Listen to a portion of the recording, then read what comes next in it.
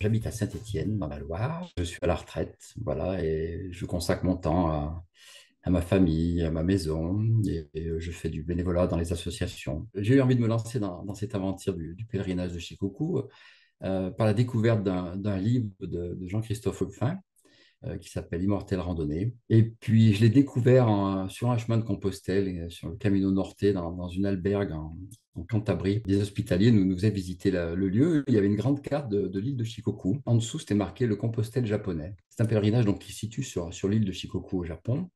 C'est la plus petite île des quatre îles principales. C'est un endroit qui est resté très rural, environ 4 millions d'habitants. C'est un pèlerinage qui est circulaire, qui est consacré à Kukai. Et Kukai, c'est un moine qui est connu sous le nom aussi posthume de Kobo Daishi. C'est un moine qui est né environ en 774 à peu près, qui est décédé en 835. Et c'est le fondateur du bouddhisme Shingon, qui veut aussi dire parole de vérité. Son idéal, un peu son leitmotiv, se résume en une phrase qui était Ninshu Shinshin, j'essaie de faire un peu de japonais, qui signifie la vérité, c'est connaître son propre esprit tel qu'il est vraiment. En plus d'être un grand religieux, c'était un homme de lettres, il a beaucoup écrit, c'est un philosophe, poète et aussi calligraphe. Qu'est-ce que ça signifie pour les Japonais? Bah, il y a des motifs divers et variés. Le premier étant bien sûr la région religieuse, être sur les traces de Kukai. Mais bon, il y en a d'autres qui sont là pour prier pour la guérison, pour la sécurité de leur maison, pour leur terre, pour avoir des bonnes récoltes. Il y a des gens qui sont là pour le souvenir de ceux qui sont décédés. Ils ont leurs photos avec eux. D'autres viennent simplement pour simplement s'éloigner de la vie normale ou encore passer du temps seul dans la réflexion pour se retrouver. Ce chemin, il devient populaire au XVIIe siècle parce que c'est le premier guide qui avait été rédigé. Et il comprend 88 temples sur environ 1200 km. Traditionnellement, ce pèlerinage se fait à pied. Et beaucoup de Japonais le font en bus, en voiture. Donc, dans certains temples, on voit arriver des cartes japonais habillés dans l'habit traditionnel du pèlerin, qui comporte un chapeau de paille conique, une veste blanche, un bâton, le bâton de pèlerin avec une clochette. Ce bâton représente Kobodaishi, il représente le moine. C'est-à-dire que ce bâton, vous n'avez pas le droit de taper, par exemple, sur les ponts avec, puisque le moine peut encore dormir sous le pont. Voilà, il y a des petites anecdotes comme ça. Et ce blanc représente la mort, en définitif. Voilà, c'est un signe de deuil. Après, pourquoi 88 ans? Le bouddhisme, il recense 88 passions, dites mauvaises ou bonnes. Donc, faire le pèlerinage, théoriquement, ça permettrait de se libérer de chacune. Après, il y a d'autres explications qui seraient qu'à côté de ces 88 temples, il en reste une vingtaine, qu'on appelle des bekaku, qui sont dissimulés un peu partout sur l'île. Cela représenterait le chiffre de 88 plus 20, qui est là un chiffre 108, qui est un chiffre sacré. Donc, les 108 épreuves du Bouddha pour atteindre l'illumination. C'est aussi 108, c'est le chiffre qui symbolise le tout. Le 1 étant l'unité, le 0, la vacuité, et le 8 symbolise l'infini. Il y a deux saisons pour effectuer ce pèlerinage. C'est l'automne et le printemps. L'été, il y a les typhons, la pluie. Et l'hiver, il fait très froid, même en bord de mer, même si c'est une île qui est à peu près à hauteur du Maroc et de la Floride. Donc, je suis parti au printemps, à l'époque des cerisiers en fleurs, voilà ce qu'on appelle les sakuras au Japon. C'est très joli. Et je suis parti pour une période de 57 jours. Après avoir fini le pèlerinage sur l'île de Shikoku, j'ai donc pris un bateau qui m'a ramené sur l'île principale. Et en dessous d'Osaka, il y a une ville sacrée qui s'appelle le Mont Koya, où on retrouve les reliques de Kobodaishi. Et dans cette ville, voilà, il y a 117 temples répartis un peu partout. C'est assez impressionnant. La marche, c'est aussi l'éloge de la lenteur. On n'a besoin de rien. On ne va pas vite. On n'a pas d'accessoires. On n'a pas de voiture. On n'a pas de vélo. On n'a rien. Juste le pied gauche, puis après le pied droit. Dans la marche, on est pleinement présent à ce qu'on est. On se libère de certaines choses, on se reconnecte à ce qu'on est et à ce qui est. Que l'on part 3 jours ou un mois, le sac, il est le même. On ne va pas emmener plus de vêtements parce que le sac, il est quand même limité. On dit que le poids du sac, c'est le poids de ses peurs. C'est-à-dire, on a peur de se dénuder, il va nous manquer des vêtements de rechange. Qu'est-ce qu'on va pouvoir emmener? On a peur de se mouiller, on va emmener une cape, un parapluie, une tente. On a peur de l'inconfort. Qu'est-ce qu'on va avoir? Un oreiller, un matelas, ça sera propre, ça sera sale. On a peur de s'ennuyer, alors on va amener des bouquins, de quoi écouter de la musique. On a peur de d'oublier. Alors, on va emmener un cahier pour noter, on va un magnéto, etc. Et puis, pour se déconnecter, vous imaginez, si on ne peut pas se parler comme ça, là, s'il n'y a pas de connexion, etc. Après, il y en a comme moi, par exemple, peur de la faim. J'ai toujours un jour de repas en avance dans mon sac, par exemple. Vous voyez, rien ne m'arrivera sur un jour. J'ai toujours au moins 2 repas. Voilà, on a chacun ses peurs, et donc on les traîne dans son sac. Et on s'aperçoit qu'on emmène toujours trop et qu'on n'a pas besoin de grand-chose pour être bien, pour être heureux. Quand on veut partir pour des marches sur des longues périodes et en même temps donc des longues distances, il faut se préparer premièrement psychiquement. Cela demande une préparation du corps, en commençant à marcher près de chez soi un petit peu, puis un peu plus.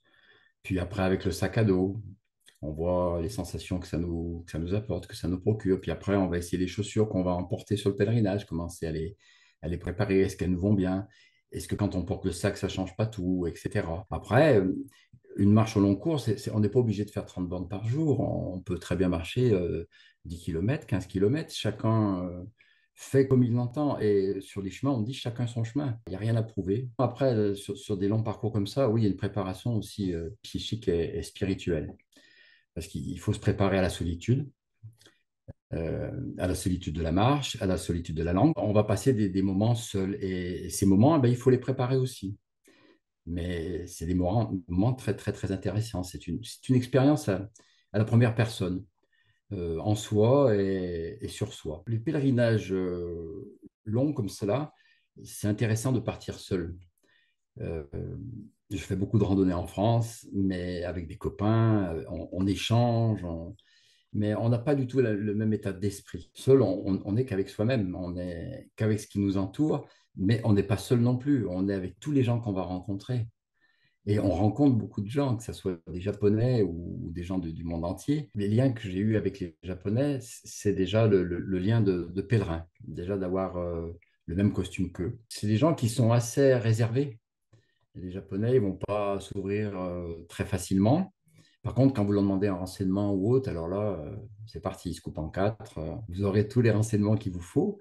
Et le fait d'être pèlerin apporte un plus. Ça apporte un plus déjà, rien que sur le chemin, vous avez des personnes qui vont s'arrêter, sortir de chez eux, vous faire une offrande.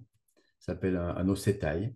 C'est-à-dire, ils vont vous donner une petite bouteille d'eau, une barre énergétique, un cajou d'orange. Il y en a qui vous donnent un peu tout en fonction de ce qu'ils ont à vous donner, parce que pour eux, vous êtes un pèlerin. Et eux ne peuvent souvent pas faire le pèlerinage. Et dans ce sens, ils ont l'impression de faire une offrande à Kobodashi, au moine, parce que vous allez réaliser le pèlerinage pour eux, quelque part. Mais voilà, c'est assez curieux de voir quelqu'un s'arrêter en voiture et puis venir vous offrir voilà, un morceau de boule de riz ou quelque chose dont vous ne savez pas ce que c'est. Enfin, voilà. Et voilà, il vous salue et vous repartez sur votre chemin. Donc, c'est assez agréable. Pour ce qui est des logements, on peut se loger dans des temples. Il y a la possibilité de se loger dans des temples. Donc, c'est assez intéressant aussi parce que vous avez droit aux différentes pratiques du soir et du matin. On loge dans des logements traditionnels pour la plupart du temps. Donc, c'est un tatami que vous avez au sol. Et puis, dans un coin de la pièce, vous avez ce qu'on appelle un futon qui est plié en Z. Et vous dépliez ce futon que le soir, voilà, au moment d'aller vous coucher. Donc, c'est la pièce qui sert aussi à tout, à aller manger, etc. Après, vous avez des logements qui sont beaucoup plus chers, qu'on appellera des ryokan. Alors, les ryokan, c'est des tables d'hôtes, mais d'assez haut niveau. Là, vous arrivez, vous avez le bain, vous avez la tenue, vous avez tout, voilà. Et puis des repas qui sont, en général, ces repas du soir et petit déjeuner qui sont assez intéressants. Et ça vous permet aussi de visiter des belles maisons traditionnelles, parce qu'en général, c'est des très beaux sites. Après, il y a la catégorie qui est un peu en dessous qui s'appelle le Minchuku. Là aussi, c'est un bed and breakfast un peu moins chers, qui sont aussi chez des gens, mais qui sont aussi de très belle qualité. Là aussi, vous pouvez vous retrouver à plusieurs, mais voilà, à plusieurs dans la même chambre, que le cas que vous n'avez pas dans les ryokan. Et là aussi, vous avez le repas du soir à une heure très, très, très précise, hein, ça plaisante pas là-bas. Il y a un livre quand même qui est en japonais et en anglais, qui retrace tout le parcours et qui est mis à jour tous les ans et qui permet de retrouver toutes ces adresses de logement. Et moi, ce que j'avais fait, j'avais préparé un petit papier où j'avais marqué en japonais et en anglais mon nom, ma destination, quel jour, et où je souhaitais coucher et quel était le prix et s'il y avait le petit déjeuner ou pas. Et quand j'arrivais dans un logement, je demandais à mon hôte de me réserver pour le lendemain. Ou le surlendemain, si je voyais que c'était un endroit où il n'y avait pas grand-chose et qu'il valait peut-être mieux réserver. Il y a aussi un site qui s'appelle Enro House, parce que quand on fait le pèlerinage, on n'est pas un jaquet comme sur le Compostelle, mais un Enro. Et il y a un site qui s'appelle Enro House, où les gens vous louent une chambre chez eux. J'avais récupéré donc mon téléphone, une carte téléphonique valable 2 mois à l'aéroport que j'avais pré-réservé avant, ce qui me permettait d'avoir des communications sur place pour pouvoir voilà, téléphoner d'un logement à un autre ou faire appeler quelqu'un sans utiliser son téléphone, c'était plus poli. Et puis, ça me permettait surtout d'avoir du data pour savoir où je me trouvais en tant que GPS, etc. Et surtout, j'avais un traducteur sur ce téléphone.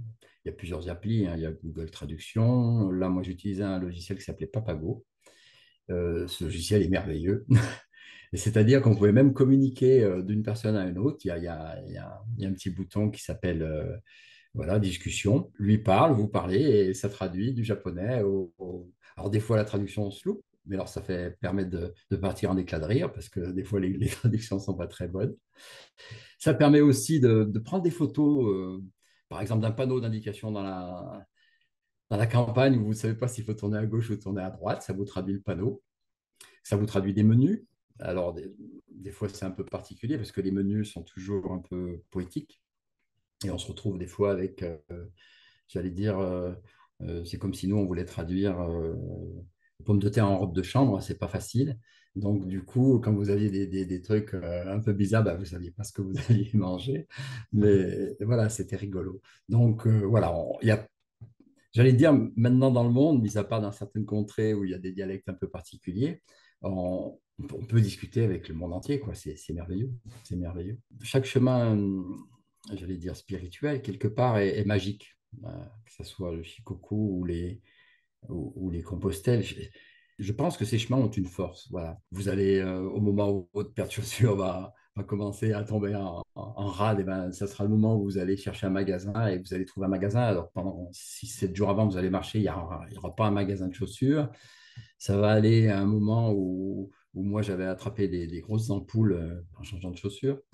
Voilà, j'avais attrapé des grosses ampoules aux 2 pieds. Et je suis tombé sur un gros Danois, un viking costaud, et je me suis travaillé chez Compide, la marque qui fait les pansements pour les ampoules.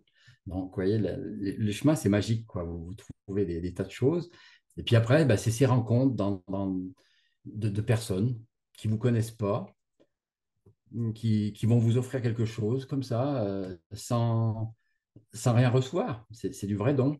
Des recommandations donc, pour les personnes qui songeraient à entreprendre le pèlerinage de Shikoku et de devenir un Enro. C'est un chemin qui est plus difficile qu'un Compostelle et je proposerais à ces personnes, s'ils n'ont pas fait d'autres chemins avant, de commencer par un Compostelle. Il y a des personnes qui organisent des conférences sur ce thème-là. J'avais rencontré une dame sur Paris qui avait écrit un livre qui s'appelait, comment elle s'appelait cette dame? Sophie Laborde, voilà, elle avait écrit le pèlerinage de Shikoku. Voilà, il y a ce livre-là. Après, il y a un petit livre à livre qui est vraiment très bien, comme une feuille de thé à Shikoku. Voilà, c'est un des premiers livres que j'ai lu de Marie-Édith Laval. Après, il y a un livre qui s'appelle Les 88 temples de Shikoku, voilà, qui est fait par Olivier Dunkus. C'est un passionné du Japon. Ce livre-là explique tous les temples, de quoi à quoi ils correspondent, etc. C'est vraiment très intéressant et presque indispensable sur le chemin. Donc, on peut trouver pas mal de renseignements, même s'il est encore, j'allais dire, pas très connu. Je vais peut-être finir par un message quand on fait ce type de pèlerinage.